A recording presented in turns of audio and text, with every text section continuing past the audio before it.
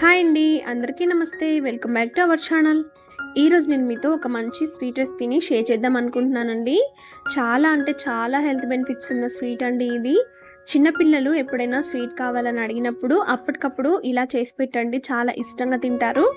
ఇది చేయడం కోసం నేను ఇక్కడ 2 కప్పుల వరకు ఫూల్ మఖానా తీసుకుంటున్నానండి. వీటినే తామర గింజలంటారు. ఇవి ఎక్కడైనా మార్కెట్‌లో దొరుకుతాయి. ఇవి హెల్త్‌కి చాలా మంచిదండి. చాలా మేలు చేస్తాయి.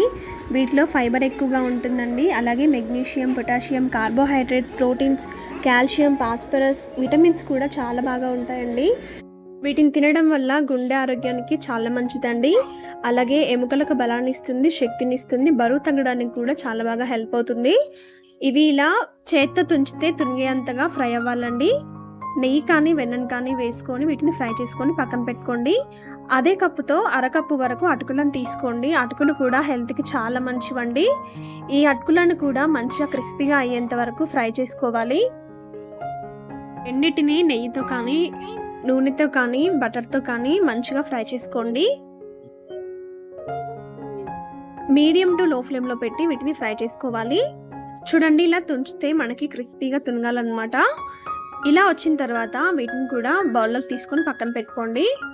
ఇప్పుడు అదే ప్యాన్లోకి బాదం, జీడిపప్పు వేసి నేను ఇలా ఫ్రై చేస్తున్నానండి. డ్రై రోస్ట్ కానీ గీతో కానీ రోస్ట్ చేసుకోండి. మంచి కలర్ వచ్చేంత వరకు ఫ్రై చేసుకొని వీటిని పక్కన పెట్టుకోండి. వీటి ప్లేస్లో మీరు ఏవి ఇష్టపడితే అవి డ్రై ఫ్రూట్స్ అనేవి వేసుకోవచ్చండి. ఇలా బౌల్లోకి తీసుకొని పక్కన పెట్టుకోండి. ఇప్పుడు వేయించుకున్న మఖానాని అలాగే అటుకులని ఇలా పౌడర్ లాగా గ్రైండ్ చేసుకోవాలి. ఇలా పౌడర్ లాగా గ్రైండ్ చేసుకొని పక్కన ఉంచండి. ఇప్పుడు ప్యాన్లోకి ఒక అరకప్పు వరకు బెల్లాన్ని తీసుకోండి. ఇది చేయడానికి మనకి పూర్తిగా 1 కప్పు బెల్లం అయితే పడుతుందండి. ముందుగా ఇక్కడ అరకప్పు బెల్లాన్ని అయితే తీసుకోండి. అలాగే పావు కప్పు వాటర్ని వేసుకోండి. వేసుకొని బెల్లం అంతా బాగా కరిగేలాగా కరిగించుకోండి. ఈ స్వీట్ చేయడానికి మనకి బెల్లం అనేది పాకం రావాల్సిన అవసరం లేదండి. జస్ట్ కరిగితే సరిపోతుంది. మనకి సిరప్ ఎలా ఉంటుందో అలా అయితే సరిపోతుందన్నమాట. ఇలా బెల్లం అంతా కరిగిపోవాలి.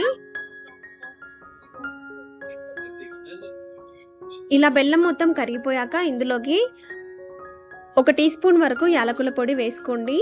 ఈ స్వీట్లో యాలకుల పొడి ఫ్లేవర్ అనేది చాలా బాగుంటుందండి. ఇలా వేసుకున్న తర్వాత ఇందులోకి మనం ముందుగా మిక్సీ పట్టి పెట్టుకున్న మఖానా పౌడర్ని వేసుకోవాలి. మఖానా పౌడర్ వేసుకొని వెంటనే అంతా బాగా కలుపుకోండి. స్టవ్ని లో ఫ్లేమ్లో పెట్టుకొని బెల్లం సిరప్లోకి ఈ పౌడర్ అంతా బాగా కలిసేలాగా కలుపుకోండి. ఇక్కడ మీరు గుర్తుంచుకోవాల్సిన విషయం ఏంటంటే బెల్లం సిరప్లో మఖానా పౌడర్ కలవగానే ముద్దలాగా తయారవుతుందండి. ఇలా ముద్దలాగా అయిందాన్ని మనం మళ్ళీ మిక్సీకి వేసుకోవాలి, లేదంటే స్మూత్గా రాదనమాట. ఇలా మిక్సీకి వేసుకునేప్పుడు మిగతా అరకప్పు బెల్లం అనేది మనం ఇక్కడ యూజ్ చేయాలి. అరకప్పు బెల్లంలో వాటర్ వేసుకొని ఇలా సిరప్ లాగా చేసుకొని ఇందులో వేసుకొని మిక్సీ పట్టుకోవాలండి. ఇలా మిక్సీకి వేసుకుంటే ఇది స్మూత్ పేస్ట్ లాగా అవుతుంది. చూడండి, ఇలా అవుతుంది. లేదంటే ముద్దగా అలానే ఉండిపోతుంది. ఇప్పుడు ప్యాన్లోకి నెయ్యి తీసుకోండి. ఈ నెయ్యిలోకి మనం గ్రైండ్ చేసుకున్న ఈ స్వీట్ అంతటిని వేసుకొని బాగా కలుపుకోవాలండి. ఈ స్వీట్ అనేది నెయ్యిలో బాగా ఉడకాలండి. ఎందుకంటే ఇది ఒక్కసారి తిని చూడండి, బంకలాగా నోటికి అతుక్కపోతుందన్నమాట.